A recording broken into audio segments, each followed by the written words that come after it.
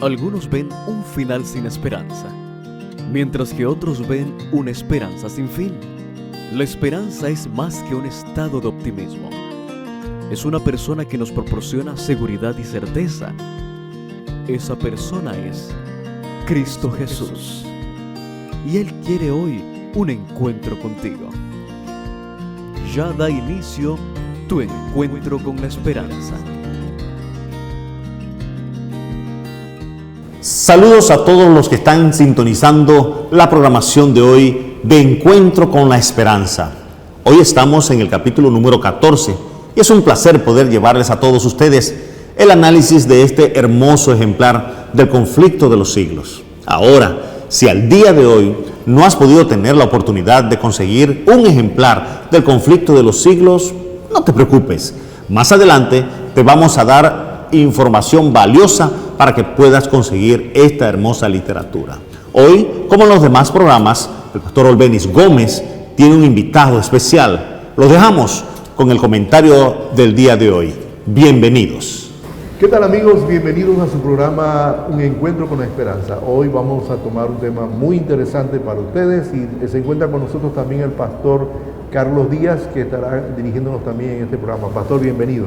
Gracias, pastor Olbeni. Contento de poder compartir una vez más en esta iniciativa que se ha tomado de compartir lo que la historia, ¿verdad?, nos muestra a nosotros, de cómo esta iglesia ha ido evolucionando y los conceptos que se han dado, y seguimos conociendo cómo se pudo dar esa reforma dentro de la iglesia. Hoy vamos a estudiar en los Países Bajos y en Escandinavia cómo fue que realmente surgió la reforma.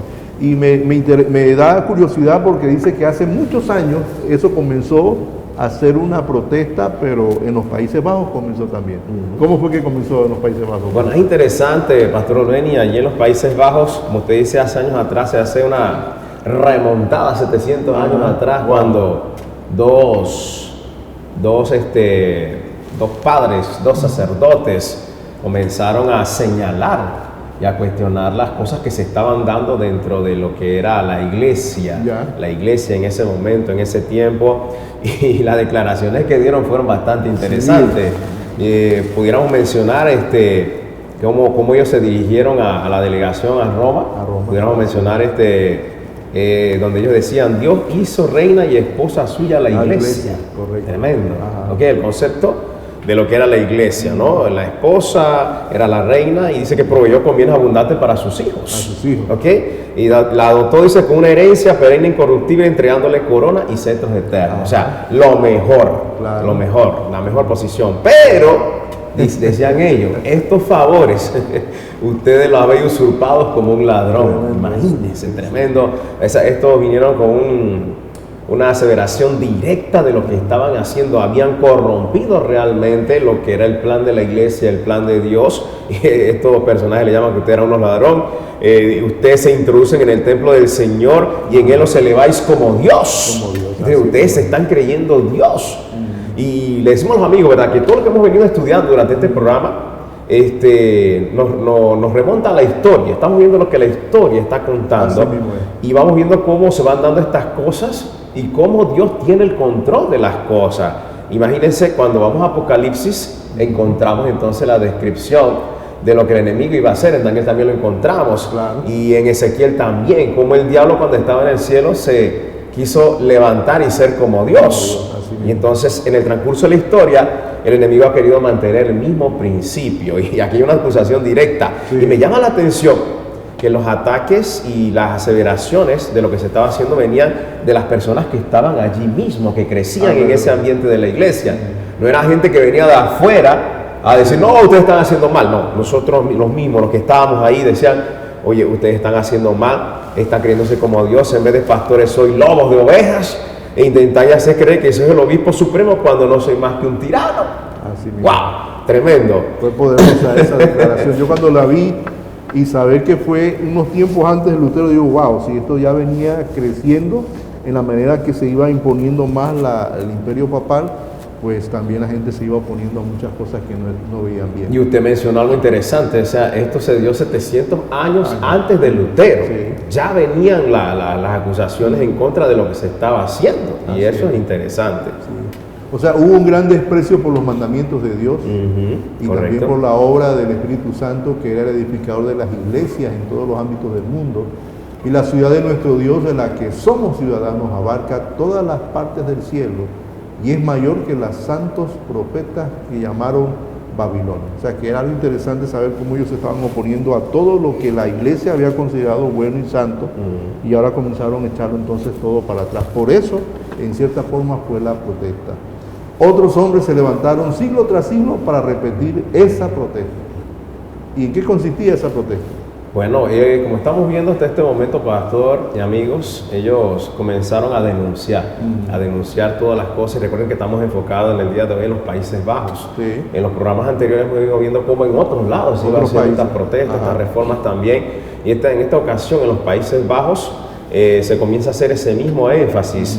El carácter misionero de los valdenses prevalecía todavía, se esparcía por todas partes con el conocimiento del Evangelio, y llegó a entrar en ese lugar que nosotros conocemos como los Países Bajos, Holanda y sus alrededores, ¿verdad? Vemos cómo las doctrinas fueron entrando con gran rapidez inmediatamente. Correcto. Ellos tradujeron la Biblia valdense al holandés. Wow. O sea, ya el tema, al idioma de ellos, ahora les llegó lo que fue la palabra de Dios. Y ellos decían cuando la tenían traducida, en ella hay mucha ventaja, ¿verdad? Claro. ¿Por qué? Porque no tenía fábulas, no tenía cuentos, no tenía engaños, sino decían ellos palabras de verdad. Sí. ¡Wow! Ellos le llamaban así que no tenía chanzas. Interesante esa palabra, ¿no? Sí.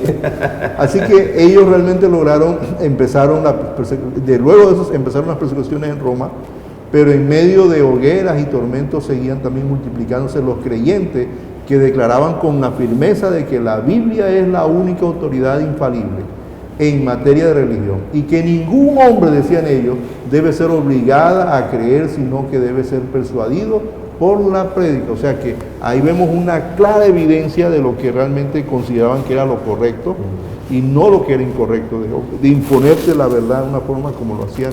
No era correcto. Sí, es interesante, pastor, que usted mencionó. En este tiempo, en el periodo que estamos viendo de los Países Bajos, la persecución fue tremenda, fue muy dura la persecución allí, y a pesar de la persecución que se daba y cómo exterminaban a los cristianos, vamos a encontrar en la historia cómo crecían, cómo se multiplicaban, y en vez de apagarlos realmente lo que hacían era que se multiplicaran más los cristianos, y eso causó un impacto en la vida del mismo sistema que no podía entender. El diablo también no podía llegar a entender cómo salían tantos cristianos de esas circunstancias, y surgieron personajes, pastor, como Simos. ¿Quién era ese Simón? Simonís, ¿qué es la cosa? Simonís, correcto. Fue uno de los que entró en esto de las protestas también.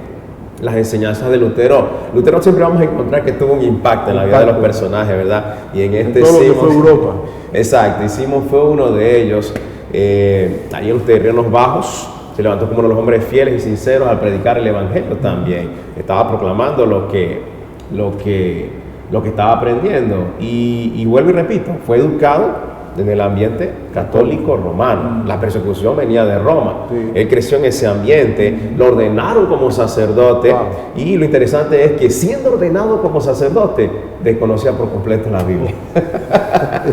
Es como graduarnos del pastor y no saber nada de la Biblia. No conocer el Evangelio de Juan, de Mateo. Bueno, él era ordenado como sacerdote, pero no conocía nada de Biblia. Y tenían temor en aquel tiempo, imagínense, de que si la leo y llego a tener una interpretación de ella, puedo ser acusado de ser hereje.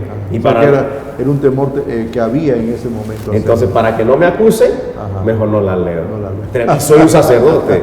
Imagínense cómo estaba Simón cuando estaba comenzando, pastor. Y ahí hay que aclarar, pastor, que eso fue la Roma antigua, o sea, la Roma papal antigua, donde impusieron sus tradiciones más que la palabra de Dios. Hoy en día, tenemos que aceptarlo, la Iglesia Católica mantiene un cierto aceptación de la Biblia y la usa también en sus homilías, en su misa, y de una forma como ellos han ahora querido encontrarse con eso y ponerlo dentro del programa para no crear una situación de oposición dentro de su propia iglesia. Sí, y el proceso de la historia, por eso menciono a los amigos que nos escuchan que esto es un concepto de historia, no estamos viendo esto en el proceso del material que estamos estudiando, porque definitivamente, después de tantas cosas que se vieron, ha habido una evolución, y en el transcurso del tema vamos a ver de que todo esto es profético. Así mismo. Todo esto es profético y la forma en cómo se van las cosas al final se van a ver de nuevo. Así que Simón, después de algún tiempo, fue inducido a estudiar el Nuevo Testamento. Correcto. Okay, Dios estaba hablándole, lo quería usar, y unido a lo que Lutero había escrito, él cuando comenzó a leer lo de Lutero, inmediatamente abrazó la fe reformada. Y ese ha sido un efecto casi, diríamos, positivo de todos aquellos que hemos estudiado y que han leído la palabra de Dios. Exacto. Y para ellos fue algo que los motivó y los convenció de primero. Luego él comenzó a estudiar las escrituras de una forma de investigar y estudió el tema del bautismo, interesante. Y mire que es un tema interesante porque para los católicos el bautismo tiene otra representación y Ahora, otro pastor, estilo. ¿usted sabe por qué él se interesó en estudiar este tema? Ajá. Porque habían condenado a un personaje cierto. porque se había vuelto a bautizar, o sea, se había bautizado es dos cierto, veces. es correcto. Y entonces ahora lo que usted menciona eso lo llevó a investigar sobre el bautismo de los niños. De los niños, exactamente. Así que al no encontrar evidencia acerca del bautismo de los niños, pero comprobó que en todos los países relativos al bautismo, la condición impuesta para recibirlo era que se manifestara arrepentimiento y fe. Dos cosas fundamentales. Y creo que bíblicamente, amigos, todos los que hemos estado estudiando la palabra de Dios, hemos encontrado, pastor, de que esa es la base. Así es la base. Arrepentimiento y Así es. fe. Todo lo que enseñaron los discípulos iba basado en arrepentimiento y fe. Si tú crees, bien puedes. Entonces, cuando nos arrepentimos, inmediatamente viene el acto de poder ser bautizados. Así que una vez él entendió este mensaje del bautismo, Simonis abandonó la iglesia romana y se dedicó entonces a consagrar su vida a enseñar las verdades que él había recibido en la palabra del Señor.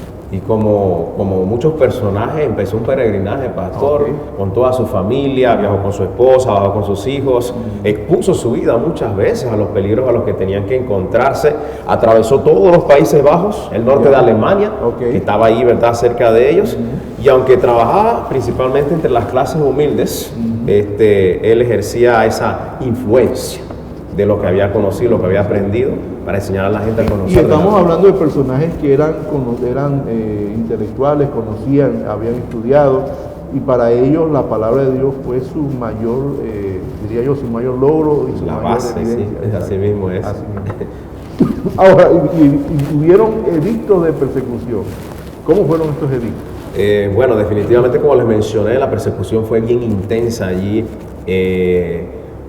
Había una ventaja porque había un conflicto siempre entre lo que era el sistema religioso de aquel tiempo contra la política. No estaban unidos, estaban separados. Por eso les decía de que para el final, en los tiempos proféticos, esto va a cambiar. Claro. Porque si bien es cierto, aquí el sistema religioso estaba separado del político, porque el sistema religioso quería el poder político. Para el final de los tiempos, y es lo que estamos viendo, se quieren unir el poder religioso con el político, porque dividido no les iba bien, porque el político protegía a los protestantes y el religioso los quería exterminar. Tremendo. Así que en ese contexto, en ninguna parte fueron recibidas las doctrinas reformadas por la persecución que había, ¿verdad? Pero ahí en los Países Bajos hubo un impacto tremendo. Allí el impacto de la predicación de ellos fue notable y se logra ver, ¿verdad?, que en pocos países sufrieron sus adherentes tan espantosas persecuciones. Hubo persecución en otros lados, pero en los Países Bajos fue terrible, pastor. Fue terrible. Pero aunque existía la persecución, también comenzaron a surgir personas que eran especialistas en leer la Biblia. O sea, había ese momento de, ya sea secretamente lo hacían. ¿Cómo era eso? Sí, en medio de todo lo que se daba, la gente no dejaba de leer la Biblia, no dejaba de oírla, ¿verdad? Cuando la gente la predicaba, y cuando ellos podían la predicaban, se referían a ella en la conversación cuando hablaban, ¿verdad?, de lo que decía un texto bíblico. Incurrían en ese aspecto porque sabían que si se daban cuenta podían caer en la pena de muerte por hacer estas cosas. Orar a Dios en secreto lo hacían, se abstenían de inclinarse ante las imágenes también, pero que no se dieran cuenta. O cantar un salmo, eran todas estas cosas, ¿verdad?, eran castigadas con la muerte si usted no lo hacía. Así que eso era tremendo. Ahí en los Países Bajos sufrieron una tremenda persecución. Así mismo es. Ahora, se cuenta la historia de una oración de un niño. ¿Cómo fue eso? Es tremendo porque con todo esto de la persecución se llevaron a una familia. Se llevan a una familia Y la acusación fue que ellos no quisieron oír la misa, no quisieron oír la misa y no quisieron ir allá y se quedaron adorando en su casa. Y adorar en casa era motivo de castigo también. Entonces cuando ellos vienen allí que los están acusando, interrogan al niño menor, bueno, ¿y qué es lo que ustedes estaban haciendo? Y entonces el niño le dice, ¿verdad? Nosotros rogamos por nuestro soberano, imagínense. O sea, no estaban haciendo nada malo, estamos pidiendo por usted. Rogamos por nuestro soberano porque su reinado sea próspero, tenga una vida feliz. Pedimos también a Dios que guarde a nuestros magistrados, gobernadores. Y cuando todos los que están ahí escuchan eso, dice que se compungieron, ¿verdad? Porque se dieron cuenta que realmente no estaban haciendo nada malo. Pero la persecución y el asunto de que hubiera una venganza por lo que se estaba haciendo, porque no hacerlo con uno implicaba no hacerlo con otro, los llevó a ellos a tener que hacer sentencias. Y el padre y uno de sus hijos fueron muertos ese día, imagínense. Tremendo. Pero a pesar de que ese testimonio de ese niño fue poderoso, ¿verdad? Claro. Así que algunos de los jueces quedaron hondamente conmovidos en esa experiencia, pero no obstante el padre, como lo menciona, también fueron muertos. Muy bien. Ahora hablemos de la valentía de los mártires en tiempo de persecución. ¿Cómo se describe ese tipo de valentía? Ok, definitivamente sigo enfocando. La ira de los perseguidores era igualada a la de los fe de los mártires. Si aquí había fe, aquí había odio. Ustedes tienen fe, nosotros también tenemos odio. Y no solo los hombres, sino aún dice que con las señoras, las delicadas señoras, con las doncellas, ¿verdad? Se fue arremetiendo en esto de la persecución. Cuando quemaban a los hombres, las esposas se colocaban a un lado de ellos allí, y cuando estaban allí al lado de ellos envueltos en las llamas, ¿qué hacían ellas? Los animaban con palabras de consuelo, pastor. Los animaban con palabras, les cantaban salmos. Llegaban al punto, inclusive, queridos amigos, de que las doncellas las enterraban vivas. Las enterraban vivas.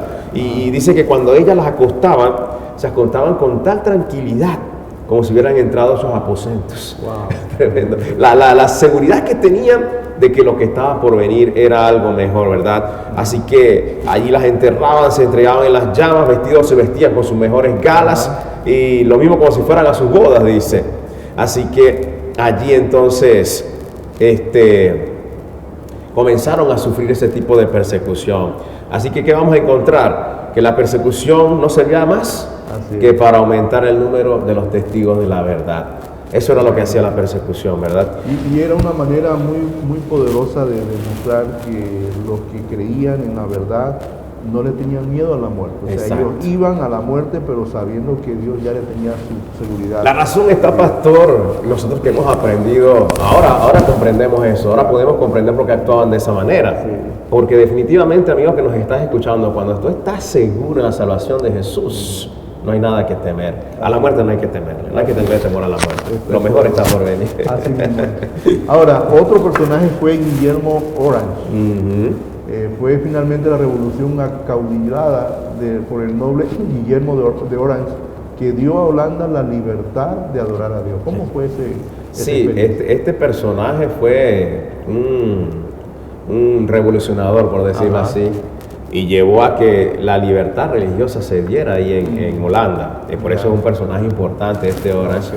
Ahí en las montañas de Piamonte, en Francia, en las costas de Holanda, por eso el Evangelio era señalado con la sangre de sus discípulos, por la persecución que se estaba dando. Pero en los países del norte halló pacífica entrada, de una manera interesante. Wittenberg era la sede donde se sentaba el sí, allí, el que iba allí algo aprendía y salía contagiado de lo que aprendía allí. Así que muchos estudiantes cuando iban allí, cuando regresaban a sus hogares, ¿qué hacían? Introducían la fe de la Reforma en los lugares donde ellos estaban. Allí en la península de Escandinavia, eso no fue la excepción. Los escritos de Lutero se comenzaron a publicar por doquier, a esparcir la luz. El pueblo rudo y sencillo del norte, porque era un pueblo rudo, así lo conocían, se alejó de la corrupción, imagínense. Se logró alejar de la corrupción, de las pompas, de las supersticiones que había de Roma, porque había muchas supersticiones, de allí que hemos visto todos los temas anteriores, cómo compraban y vendían para poder generar más ingresos a sus entradas. Entonces ellos aceptaban la pureza, la sencillez y las verdades vivificadores de la Biblia. Cambió todo radicalmente, ¿ok? La Biblia transforma, pastor. La Biblia transforma y cambia vidas, y eso fue lo que sucedió aquí en este lugar. Correcto. Otro personaje fue Tausen, un reformador de Dinamarca. Era hijo de un campesino y desde su temprana edad dio pruebas de tener una inteligencia vigorosa. También tenía sed de instruirse, pero no pudiendo aplacarla debido a las circunstancias de sus padres, entró entonces en un claustro, es como un contrato en donde usted me patrocina. Ajá. Usted me patrocina mis estudios, pero yo estoy sujeto a lo que usted me diga. Wow. ¿Okay? Yo estoy sujeto a lo que usted me diga, yo veo lo que usted me diga, tengo que hacer lo que usted me diga. Eso es lo que en esa faceta entró Townsend. Okay. ¿Y luego qué sucedió con él? Bueno, allí la pureza de su vida, era un tipo muy inteligente. Ajá. La diligencia y la lealtad le granjearon esa buena voluntad a su superior, porque lo estaba patrocinando para entenderlo un poquito mejor. Okay. Y cuando hicieron los exámenes de pruebas, se dieron cuenta que el hombre tenía talento. Wow. Y como mencionamos en un programa anterior, esto era lo que buscaban. Cuando veían un talento en ti, decían, bueno, este hombre nos sirve para lograr nuestros propósitos. Vamos a prepararlo para eso, para que defienda nuestra fe, para que podamos obtener más ganancias de las cosas que nosotros tenemos. Y así lo fueron educando, lo llevaron a una universidad en Alemania, de los Países Bajos también. Townsend fue a Colonia, que era en aquella época uno de los baluartes del romanismo, para que aprendiera bien. Pronto le desagradó cuando comenzó allí el misticismo que había de los maestros de la escuela. Dice, no, esto no está bien, esto no es para mí. Y por aquel mismo tiempo llegaron a sus manos los escritos de Lutero. Wow. Tremendo. Lo que la Biblia hace en la vida de las personas es interesante. Y vemos cómo los escritos de Lutero también tenían su impacto en la vida de la gente. ¿Y qué hizo él? Los comenzó a leer. Cuando los comienza a leer, queda maravillado y deleitado y sintió ese ardiente deseo de recibir instrucción personal del mismo reformador, pero no podía. Imagínense, es como que usted me está patrocinando, quiere que yo defienda su fe, y entonces yo voy a ir donde el que está dándole contra la fe para que me esté enseñando otras cosas. Así que no podía conseguir eso porque lo iba a ofender, iba a ofender a su superior. Así que pronto él tomó su resolución y se matriculó en la Universidad de Wittenberg. Así que cuando volvió a Dinamarca, se reintegró a su convento. Y nadie sospechaba, ¿verdad?, lo contagiado que venía del luteranismo. Era un tipo inteligente, como digo, supo cómo manejarse allí, que la gente no se dio cuenta de que el hombre venía, ¿verdad?, con todo el asunto de Lutero. Abre la Biblia y explica entonces el verdadero significado de las doctrinas. Y finalmente, ¿qué hace? Presenta a Cristo como la justicia de los pecadores. Cuando el patrocinador, por decirlo así, se da cuenta de esto, grande fue su ira, dice la historia, grande fue su ira, que había abrigado firmes esperanzas de que Townsend llegase a ser el valiente defensor de la Roma que se había constituido en aquel tiempo. Pero qué va, la palabra de Dios tuvo más impacto y los escritos de Lutero también. Es interesante cómo hemos visto, es repetirse la misma historia en otros personajes, y por eso lo estamos mencionando, porque fueron hombres que al conocer la verdad se pusieron siempre del lado de la verdad, y no importó las circunstancias, ellos comenzaron a predicar la verdad. Dice que también hubo otros efectos positivos, las iglesias fueron abiertas. Es correcto. A través de los brotes, cuando se dio esto a Townsend, sí, correcto. Townsend, ¿verdad? Townsend. Cuando se dio esto, hubo unas circunstancias que lo llevaron a él, porque como estaba predicando libremente, lo ponen preso. Entonces vamos a contenerlo aquí. Si lo logramos contener aquí, su impacto no va a ser tan grande. Pero ¿qué pasó? Desde la cárcel, él comenzó a transformar a los monjes que estaban allí custodiándole todas estas cosas. Y esto los llevó a ellos a convertirse al protestantismo también. O sea, imagínense, estando ahí, o sea, no importa la circunstancia. Si tú sabes cuál es tu misión, tú la vas a emprender donde estés. Era un buen testificador de la palabra. Donde estaba, hermano, a través de los barrotes de su encierro, él había comunicado a sus compañeros el conocimiento de la verdad, y esto había impactado su vida. Y entonces, un edicto real, que era lo que les mencionaba, que protegía a los reformadores en este tiempo, se estaba acercando en ese momento y ofrecía protección a los propagadores de la nueva doctrina. Townsend, cuando esto sucede, inmediatamente comenzó a predicar. Las iglesias, sí, las iglesias son abiertas, el pueblo acudía en masa a oír, le dice. Había también otros que predicaban la palabra de Dios, y el Nuevo Testamento fue traducido entonces en ese momento al idioma danés y circuló con más profusión de lo que se esperaba.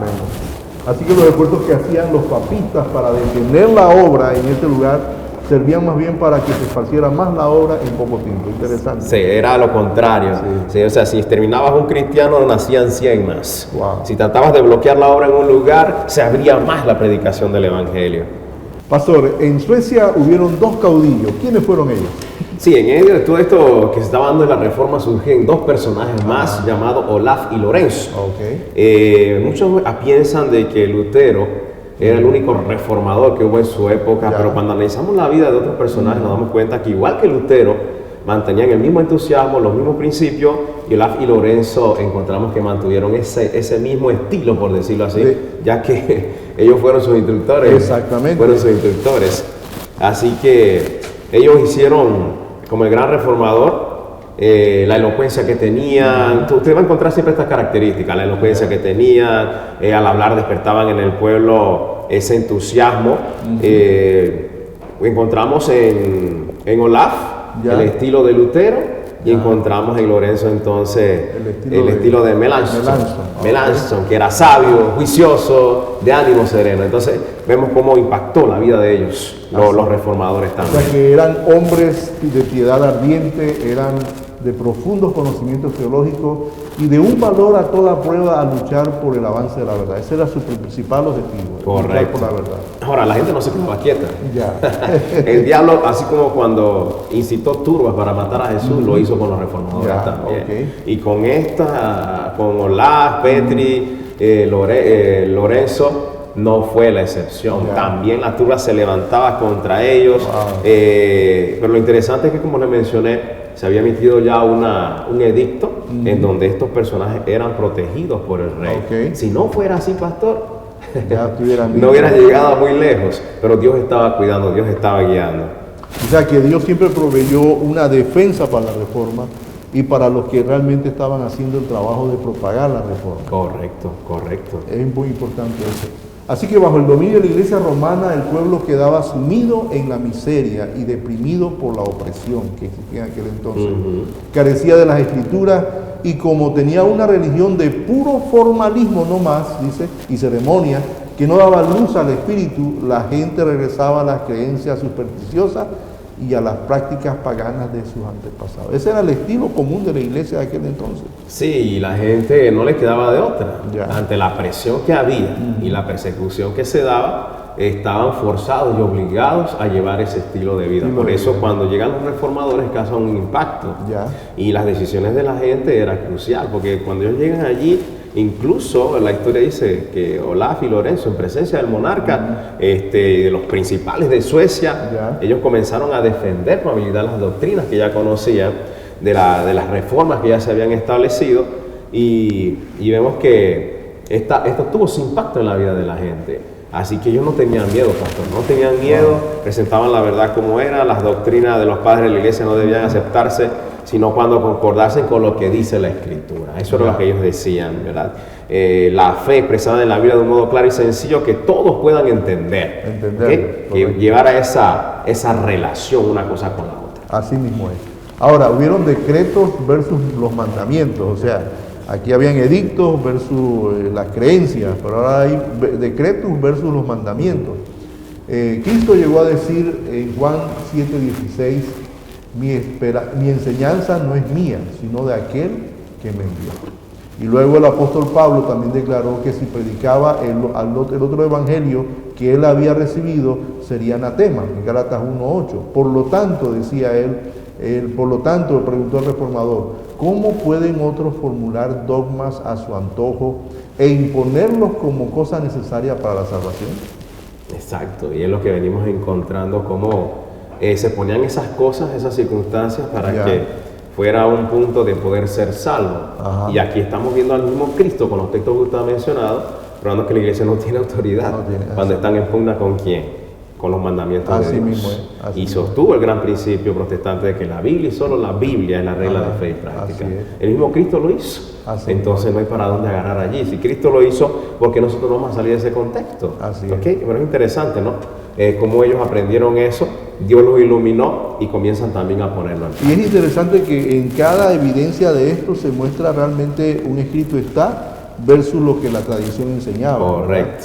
Y como es la normativa, la doctrina, la tradición queda casi en el aire porque no tiene ninguna base sólida. Todavía en el tiempo de hoy, para cualquier argumento que va en contra de lo que la Biblia dice, cuando tú presentas la verdad como lo declara la Biblia, queda derribado cualquier argumento. Y por eso estamos encontrando tantas conversiones de personas que independientemente del credo, la doctrina que tengan, cuando conocen la verdad y comienzan a preguntar e indagar, ¿por qué no nos han enseñado esto? Entonces vemos que toman decisiones porque se han sentido que han estado engañados. Correctamente, así mismo es. Finalmente la fe protestante gana. Y es interesante este concepto porque toda la experiencia de la Reforma siempre fue en debate, en concilios y en debate. Así mismo es. En esta ocasión, ¿qué fue lo que ocurrió?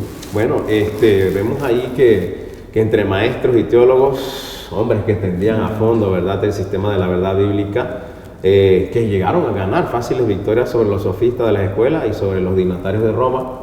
Estos personajes, en medio de todos estos personajes que se encontraban allí, como lo presentaban, como le digo, con la verdad, no había para dónde agarrar. No tenían para dónde agarrar, no tenían cómo argumentar entonces ellos las posiciones que tenían. Y como consecuencia de estas discusiones, el rey de Suecia, tremendo, miren lo que pasa cuando nosotros mantenemos la fe y practicamos y predicamos lo que la Biblia dice. Ellos, en la defensa de la fe, el rey de Suecia aceptó la fe protestante. Una conversión de un monarca. Y como se transforma en monarca, la Asamblea Nacional se declaró también en favor de ella. ¿Qué le parece? Tremendo. Entonces, ¿qué hubiera pasado si se hubieran amedrentado por la persecución? Hubiera dicho, bueno, ya no vamos a decir nada, vamos a quedarnos callados, no vamos a llevar preso. Pero aquí encierra un gran secreto esto de la Reforma, porque encierra ese coraje, esa fuerza que da el Evangelio a las personas a seguir adelante y a no tenerle temor, aún sabiendo que estaban a costa de su vida. Es correcto. Es interesante esa descripción. Y vemos los resultados. Y todavía en el tiempo de hoy nosotros seguimos viendo esos grandes milagros. Cuando uno sigue proclamando la verdad que es en Cristo, vemos cómo Dios va haciendo milagros y transformando vida y corazones. Pero entonces no podemos tener temor cuando la verdad está en nosotros. Así mismo es. ¿Qué elemento fue también importante para esta reforma en los Países Bajos? Bueno, habiendo habido ya varias traducciones, finalmente encontramos que la Biblia se traduce también al idioma sueco, ¿verdad? Ya en Holanda se había traducido, ahora en Suecia también encontramos que se logró hacer eso. El Nuevo Testamento se tradujo allí por Olaf y por deseo del rey, ambos hermanos emprendieron la traducción de la Biblia entera. Ahora ya no solo el Nuevo Testamento, ya el rey estaba convertido. Queremos la Biblia entera. Traducen la Biblia y ahora todo el pueblo sueco, pastor, recibe por primera vez la palabra de Dios en su propio idioma. Esta es una de las evidencias más de lo que ha venido pasando en otros capítulos que hemos estado viendo. Cómo Dios usa personajes para traducir la Biblia. Invitamos a los amigos que puedan ver en YouTube, hay películas de los reformadores, como ellos empiezan a escribir. Allí se metían, se sumergían en eso y comparaban diccionarios. Me sorprende, usaban su diccionario bíblico, su comentario bíblico, la Biblia, y comenzaban entonces esa traducción. Un trabajo, pastor, un trabajo. Así que la dieta dispuso que los ministros explicasen las escrituras por todo el reino. Tenían que explicarla y que en las escuelas se les enseñase a los niños a leerla. Tremendo. Era un país completamente dado entonces a la transformado y convertido. Y yo creo que eso se debe poner practicado.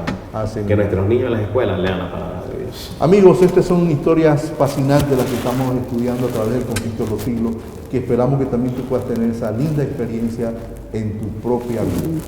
Queridos amigos y amigas, esperamos que estén sacando mucho provecho al comentario de este maravilloso libro en la programación de hoy. Queremos darte unos datos valiosos para que tú puedas adquirir este maravilloso libro. Es fácil.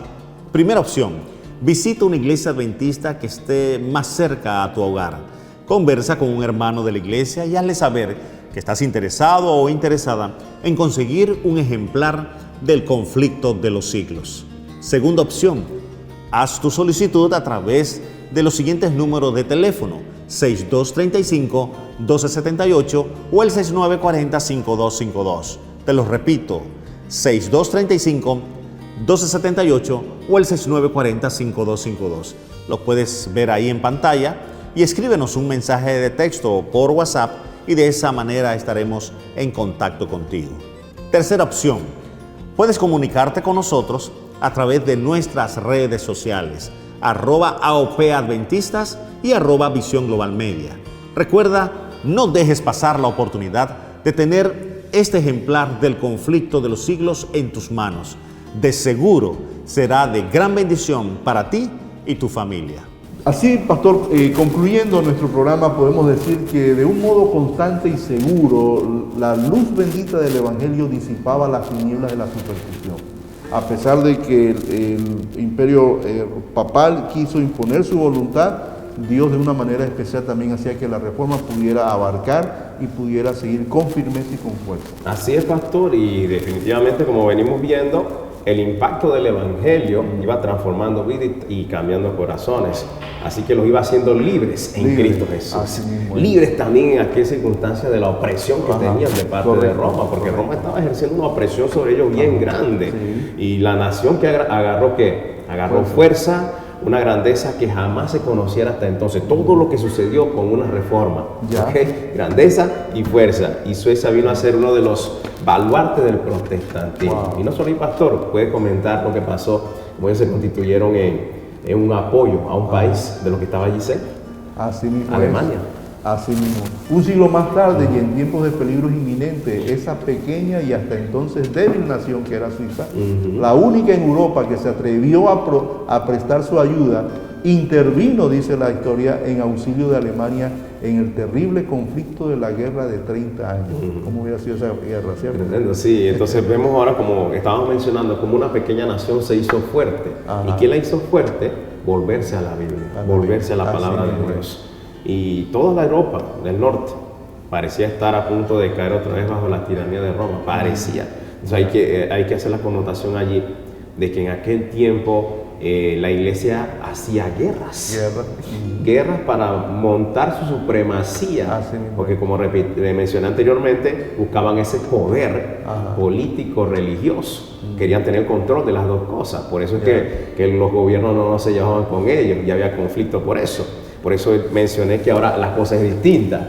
Ahora se quiere buscar una unión para que lo político y religioso vaya de la mano y no tengan conflicto con los intereses que se quieren formar. Entonces, los ejércitos de Suecia, pastor, son los que habilitaron a Alemania para rechazar la hora romanista de aquel tiempo y asegurar la tolerancia para los protestantes. Tremendo.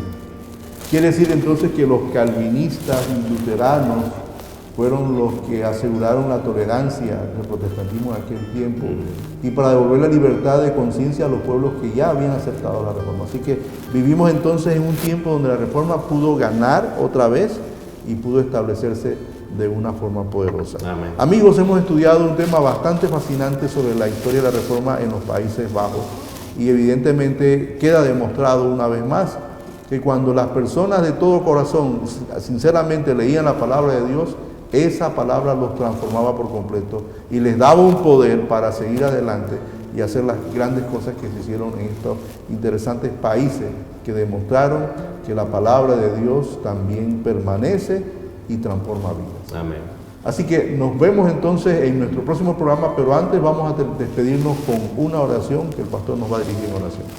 Buen Padre, gracias Dios por esta linda oportunidad de poder compartir con nuestros amigos un poco de la historia, un poco, Dios, de lo que se está dando en el gran conflicto de los siglos. Y de esta manera podamos llegar a entender el porqué de las cosas, por qué está descrito que van a suceder acontecimientos durante el tiempo del fin. Y analizar la historia podemos darnos cuenta, Dios, de que todo trae una hilación, todo trae un propósito.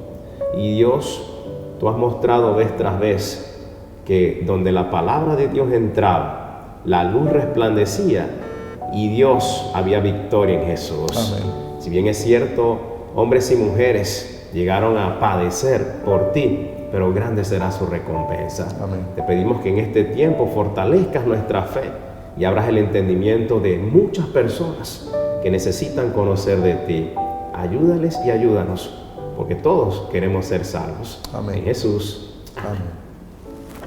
¿Qué tal, amigos? Le estamos invitando nuevamente a su programa Un Encuentro con la Esperanza. El tema que vamos a estar estudiando se titula La verdad progresa en Inglaterra. No se lo pierda, te esperamos.